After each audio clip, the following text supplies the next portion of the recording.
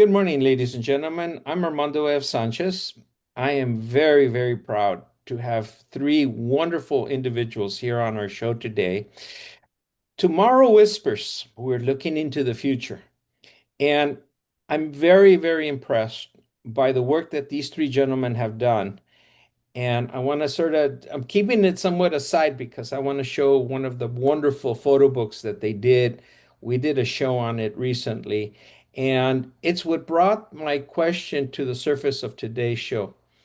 Photography, AI, the two being blended together today in our modern world. These three gentlemen, Dvid Pincus, Rick Knapp, Doc Wood, they put together an image world that is just impressive in their book. But the real reason I wanted him back on the show was because they have lived two worlds. One that's called taking pictures with film. Some of you will have to do a Google and check that up, what it is. And another world, digital. That moment where we could send one picture around the world in a matter of seconds. And the problem is that picture real or fake? First of all, let's bring in the three guests. Thank you, gentlemen, for being here today. My view of today's photographic world has it's changed so many times in the last 20 years. It's almost difficult to pinpoint it. Today, obviously, we're now living in a digital age where photography is 180 degrees different than it was 20 years ago when we went from film to the digital cameras that we're using today. When Steve and I were talking a couple days ago about this topic and the impact of AI on photography, Steve, I think you had a definition that essentially said AI is designed to make our lives easier in the world of photography. And in many ways it has, yet at the same time, it's opened up a whole vista of new issues and new avenues to go down, which we're all still constantly learning and testing.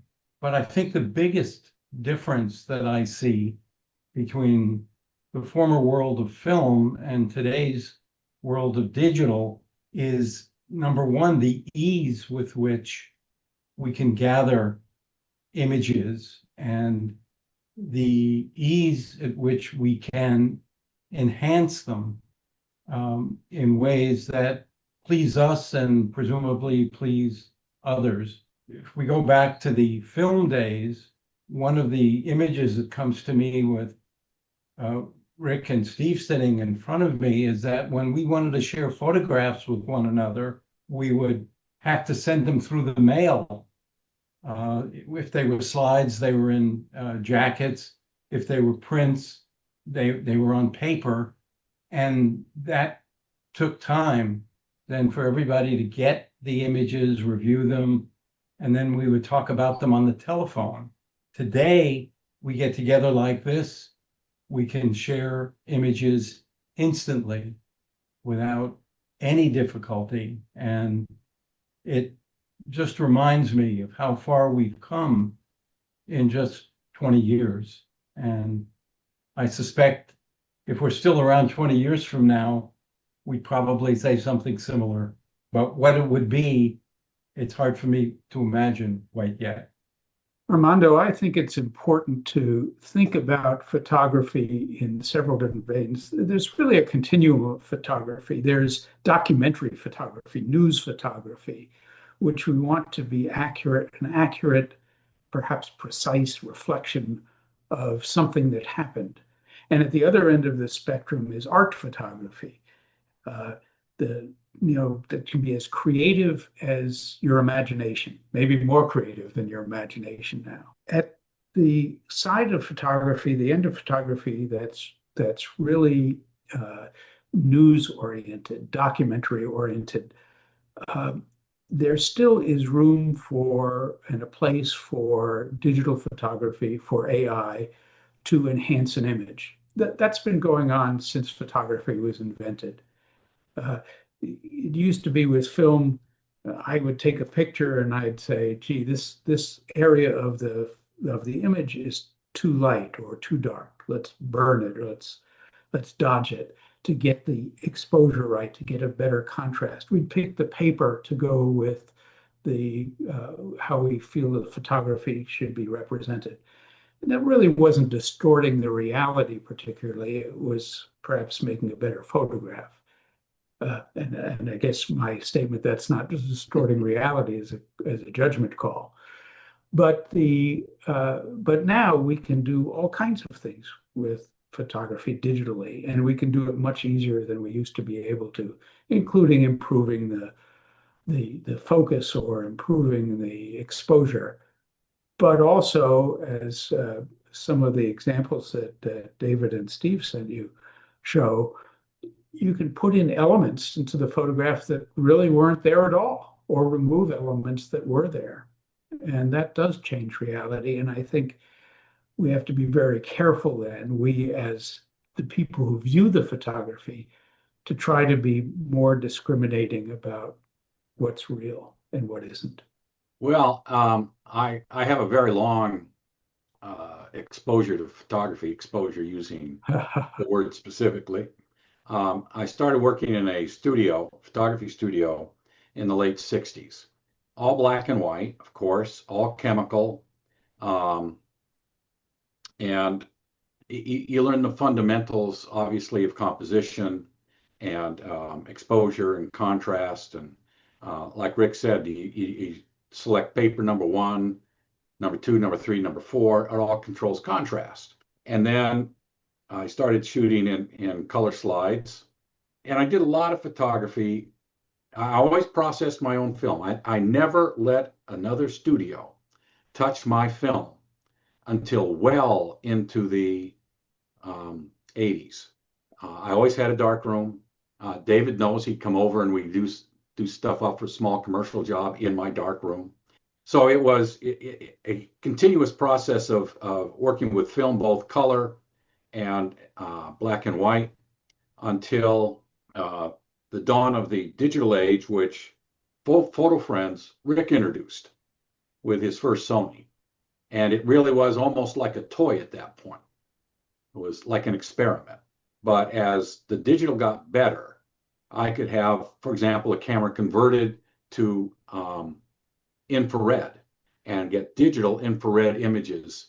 We could increase the quality of the imagery as time went on.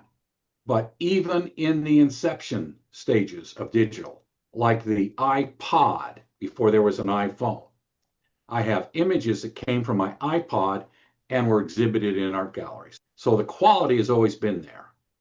The quality is getting better, but it's always been there.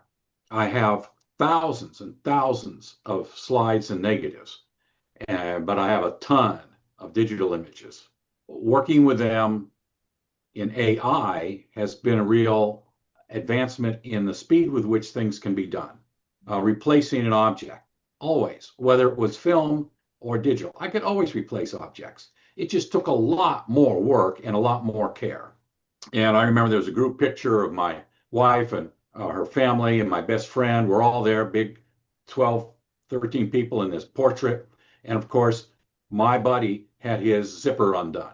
Well, it ruined a perfectly good picture, but I knew how to retouch. So a little bit of pencil work and he got his zipper zipped up. So, but we've never let him forget that.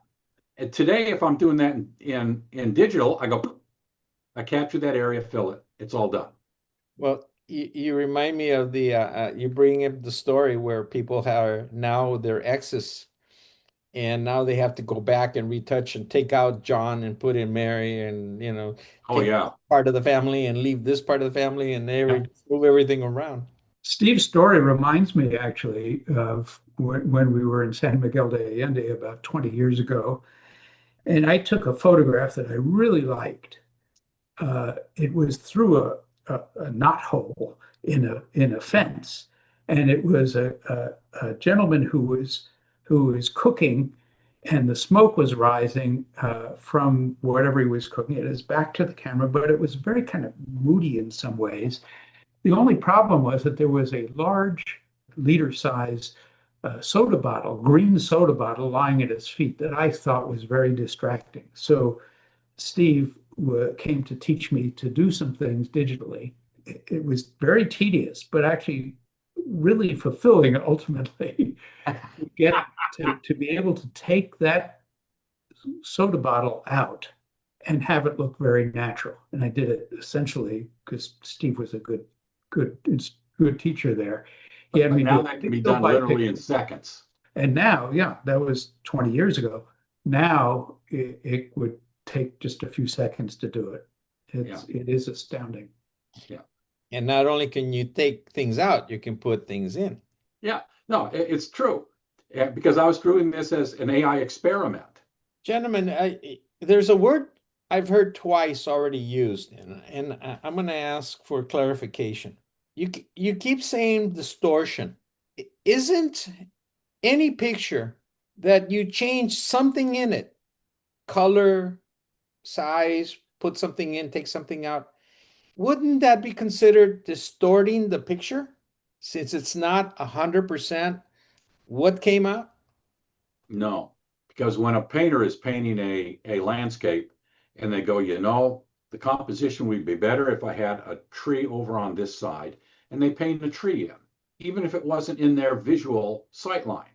Why? Because it makes it more artistic. So using Rick's notion of dividing between documentary and artistic, there's a difference. If you made that change in a documentary image, that would be verboten. You shouldn't do that. But in Okay, an artistic, so, you have an obligation to maximize your art. okay, so I'm going to push the limit here. So if I have a distortion, but I did it because of artistic reasons, then it's Mhm. now disappears. It's no longer distortion.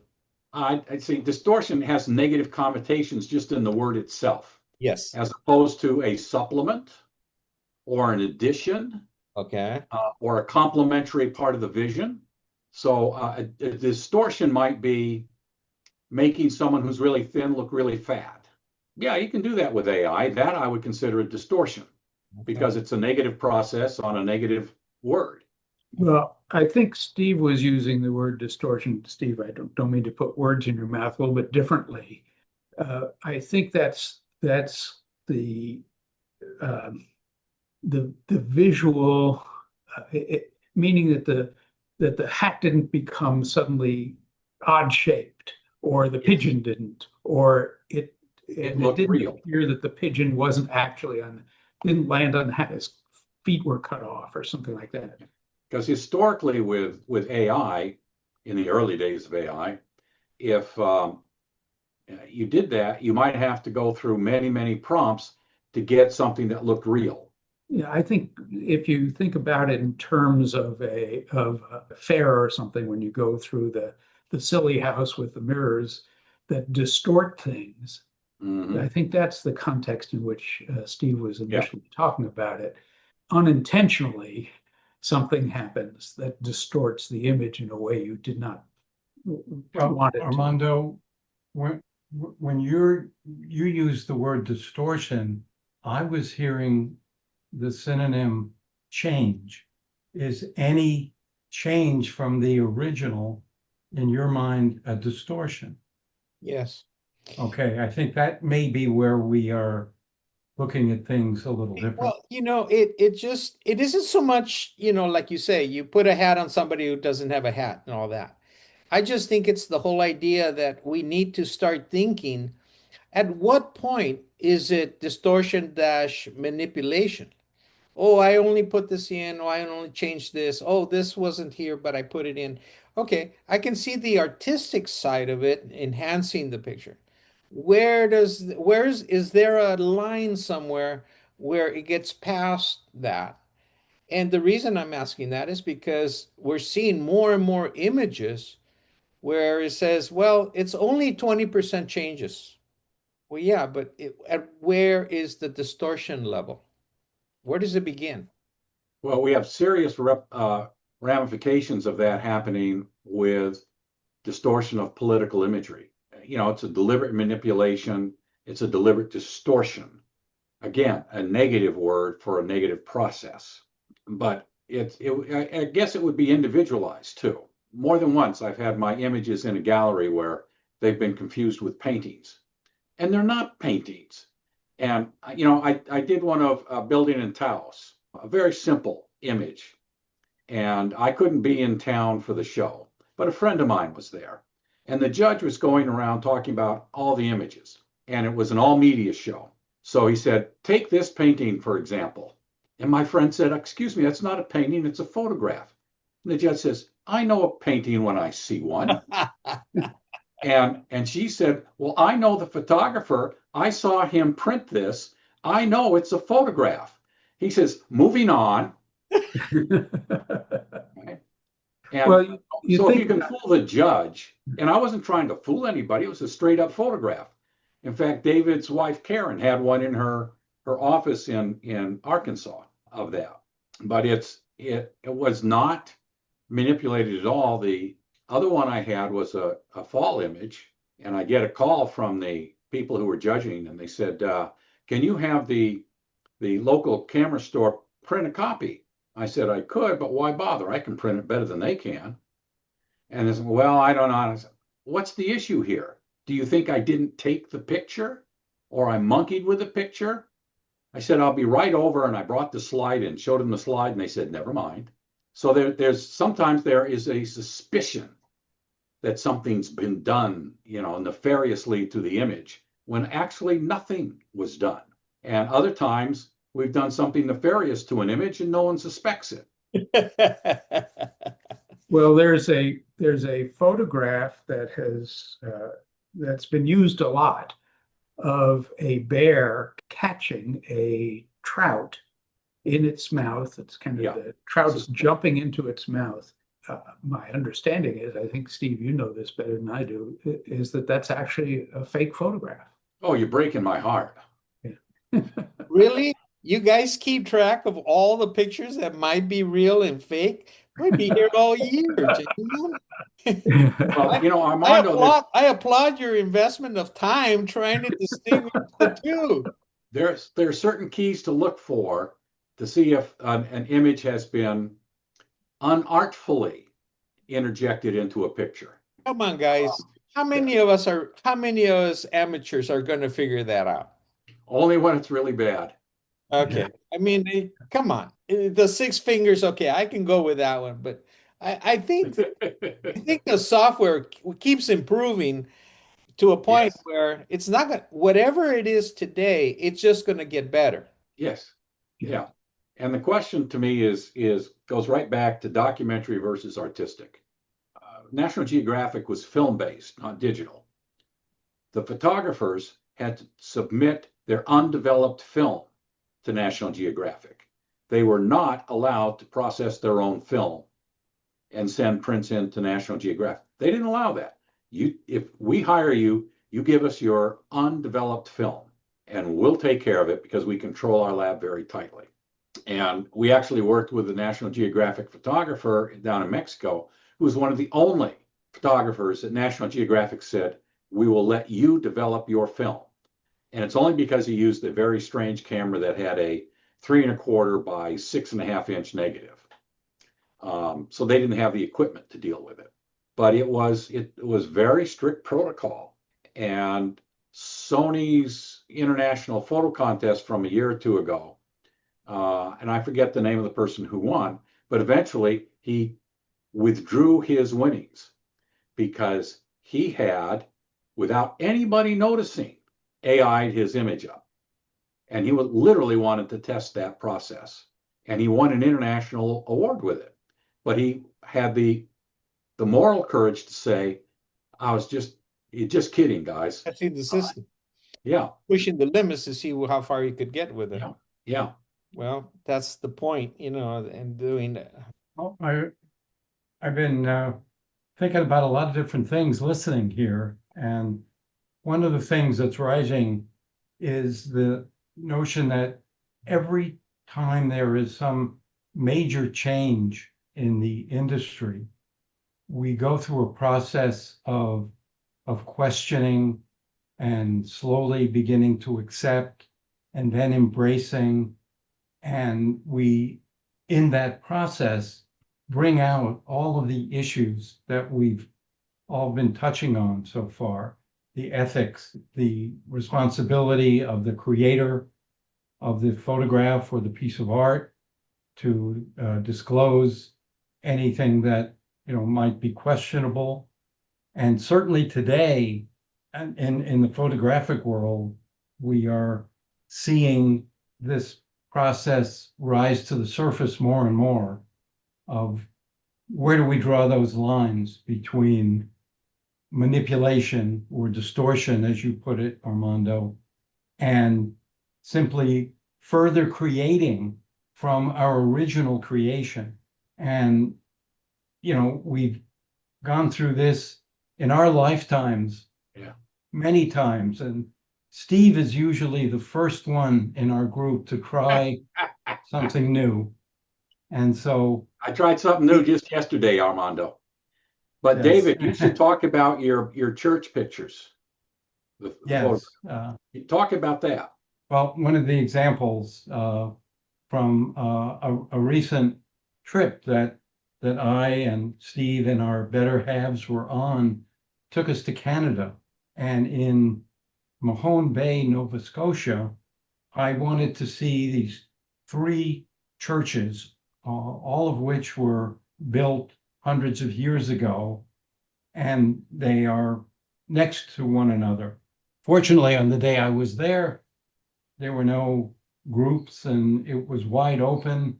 And I took individual shots of the separate churches, but then I wanted to get one of all three together.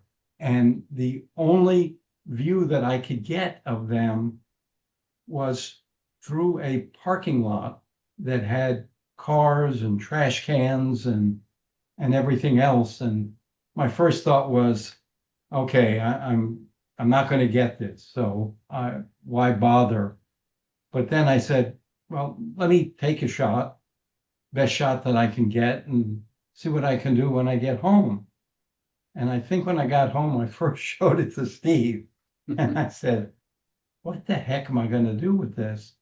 And long story short, it was probably the most involved work I had done up to that point in trying to create what I saw, not what I could collect in my camera. And the difference, as you can see here, between the before and the after, it was stunning to me. And the question that then came to mind was, is this going too far? Or is this simply making my vision more real, more accurate, taking out distractions and things that would distort what I want the viewer to see? And to me, these are the kinds of questions that we are batting around today and are still searching for the right answers. David, you bring in the next issue, or one of the issues is that you didn't have to go over there to Nova Scotia. You could have just sat home and created the whole picture from A to Z. Well, that wouldn't have been much fun, though. And he didn't know about that picture before he went and saw the churches. I Yeah, just, now, you could have, unfortunately, you could have drawn down, as we all know, there's billions of pictures in the stock amount in the cloud, and anything could have been created without leaving your office. I'm not saying it's worthy or should be done.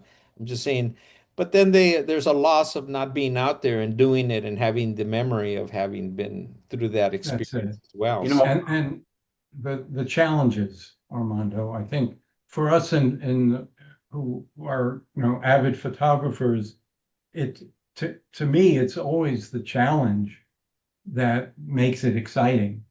You see something, you want to try to capture it in a certain way, and you then go about doing it in whatever way or ways you determine, and then you see what you got, and then the question arises again, what more can I do? mhm. And I think in the world of photography, in the 40, 50 years that we have been at it, this has constantly changed. The film world to the digital world to the iPhone world today, we can do so many different things at different points than we could do them before. So we were talking yesterday, Steve, about what you can do in your iPhone now to change an original photograph is almost to the degree that we can do it on our big computers. Can't see it as well, but we can do it. You gentlemen, there's something that you said earlier that also brings to mind. You guys were using cameras with film that had X number of picture taking at the time. Today, since that's no longer an issue, as long as you have enough energy inside your phone, you can take 1,000 pictures of maybe 3 seconds. And if your shutter is fast enough. So there must have been a lot of thinking that goes on and says, hey, I have only got, I don't know, 24 images in the 36, 36. Don't Oh, waste you your guys money were on big 24. time. 30. Oh, you guys were spending all the big bucks then. Yeah. I've only got, 3 rolls of 36. I'm only going to walk away with 100 pictures. Memory serves me right. The three of you probably have today about 2 million pictures, Easily. Yeah. Yeah. I have 1.25 on my hard drives and you can still add more to them. You still have every multiple day. years to go on. So, what do you guys do with all this stuff? Well, Armando, first, I think you raise a really good issue. And one of the things that I both celebrate and lament is that now, because I can take so many pictures so fast, well, take that shot. Well, maybe I'll take it this way. I'm less disciplined than I used to be about photography. When I had to use rolls of film, which cost money, and then it cost money to have them processed, and I had to carry around, rolls of 24 or 36. Uh, I was much more careful about what I shot. Uh, Now I'm less careful. I'm less disciplined, I guess.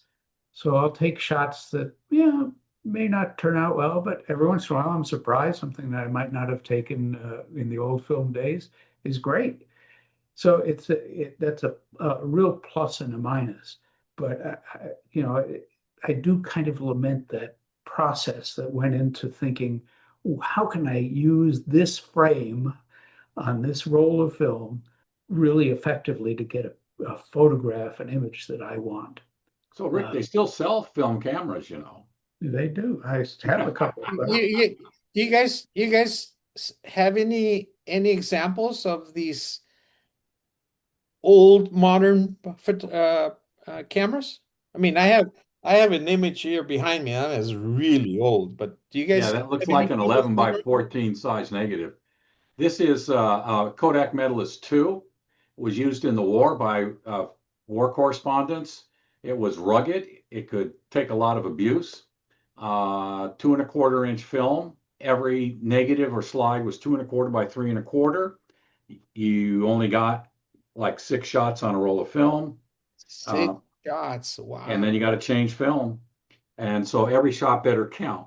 It weighs a lot, not lightweight at all. I was very fortunate to get that as a gift from a photographer in Minneapolis. Dave and I even used that in the Adirondacks, I guess 20 years ago now, for some of the shots that we took. And you can't use it anymore because they don't sell the film that fits it anymore. yeah. Well, here's an old Oh, Brownie camera. This is actually wasn't my first camera. I had much more basic model than this. But it's where Kodak kind of started out and popularized Yeah. photography. And here's another one. This is a Duraflex camera. Oh, yeah. From Twin lens Kodak. reflex. Yeah, yeah, Yeah, that takes 2.25 film usually. yeah, yeah. So, but we've come a long way. So, well, on the one hand, I kind of do lament that, yeah, I'm not as selective in my photography. I don't think that's all bad. The challenge then is going through the hundreds or thousands of images that I have, sometimes of the very same subject, to say, well, is this one slightly more in focus, Yeah. a little sharper, or is the composition slightly better on this frame than on the one that I took before it? And Steve is really good at that. I sort very quickly. Rick sorts at a medium pace, and David at a glacial pace. That was true with I film kid you too. not. I All kid right, you not. all right, David. Here's a moment for you to defend yourself. Well, some things cannot be defended.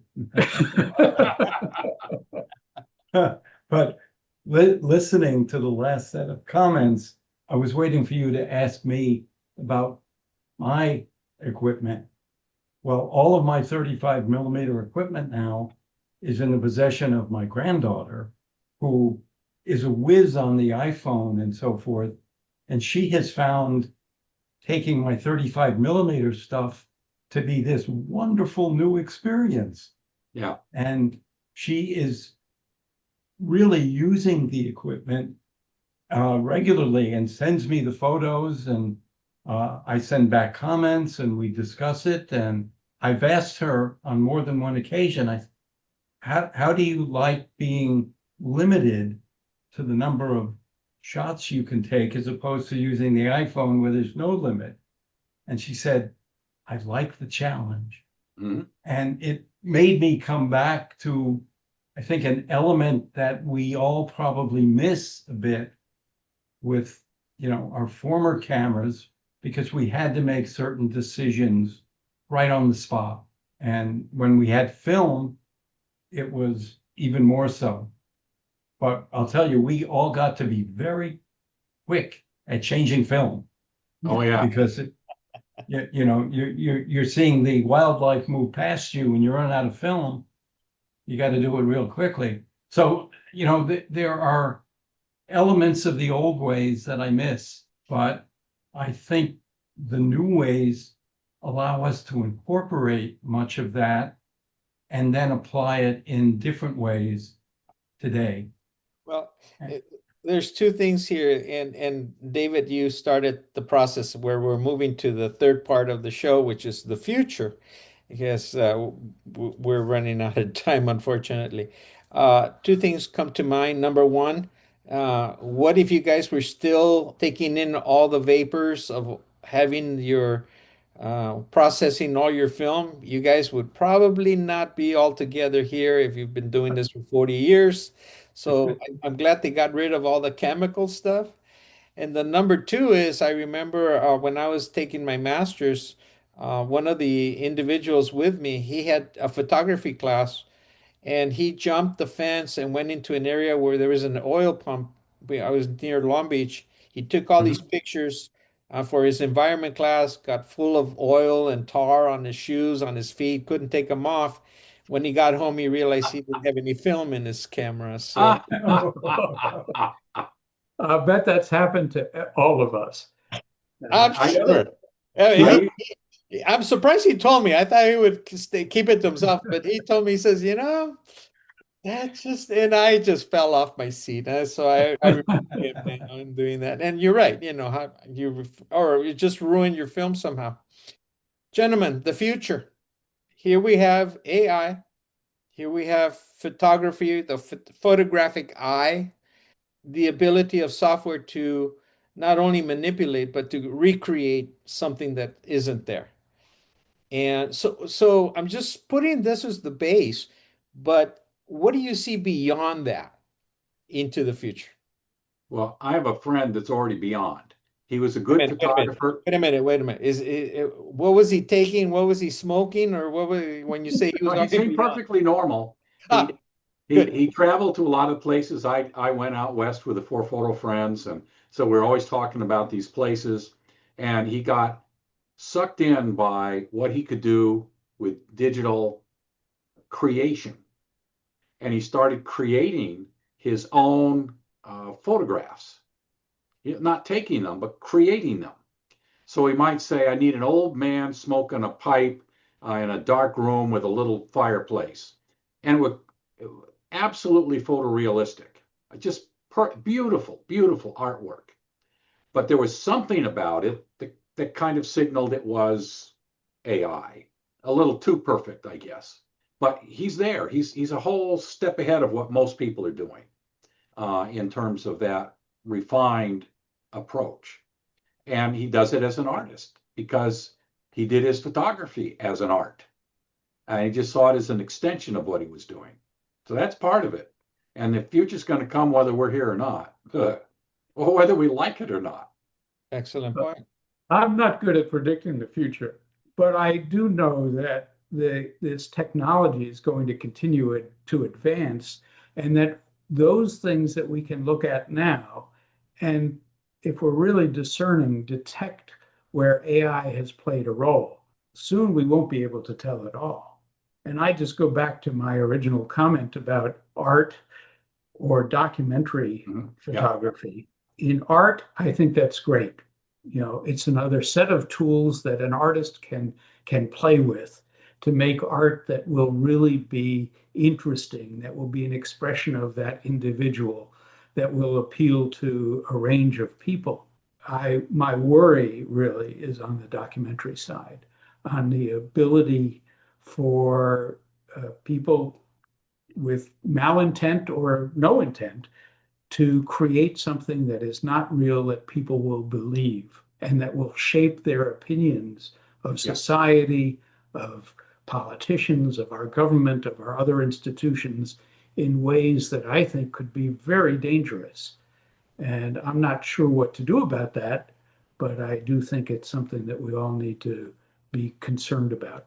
Yeah, I would echo Rick's point and put an exclamation point after it. Looking at it a little bit differently, Armando, in doing some of the research on what's on the what's on the World Wide Web on photography and AI, it's made me think about the fact that definitions of what a photographer is and what an illustrator is, I think are in the midst of changing. And I began to realize that what we used to do in terms of taking a photograph and that was it, with maybe small amounts of change, is already undergoing huge change to where we have much greater capabilities to create different sorts of final images. And where those lines that Rick just pointed out come into play as to what is really manipulation, distortion, dishonesty. Those have always been part of the world of art that we are all a part of. And so we have to be on guard there. And when the three or four of us get together talking about images and changes we make to them, we're constantly asking those questions as to how far is enough, how far is too much. And while that's often an individual decision, I think as a group and as a world, we're going to be asking those questions long after we have asked them for the last time.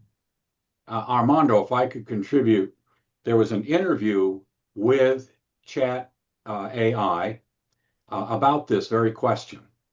And the question was, what's the future of AI in photography? Even AI doesn't know. They said, overall, I think AI photography is an exciting new frontier in the world of photography. I'm excited to see where it goes in the future. So even AI doesn't know where it's going. Well, I'll put in my 2 cents on here, and I'm doing probably everything I'm saying, 95% of it because of what I'm learning from you. And there's two things that come to mind, and these are from points that you've made during the show. The first one is that it sounds to me that the career of photography is gone.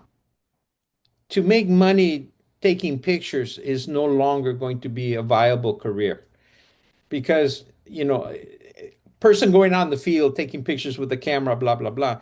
I think with the manipulation of pictures or digitalization, let me say it in a more constructive way, anything can be created that anyone in a computer can create anything. Who's going to pay somebody to go out to Timbuktu to take pictures? I don't see that in the future.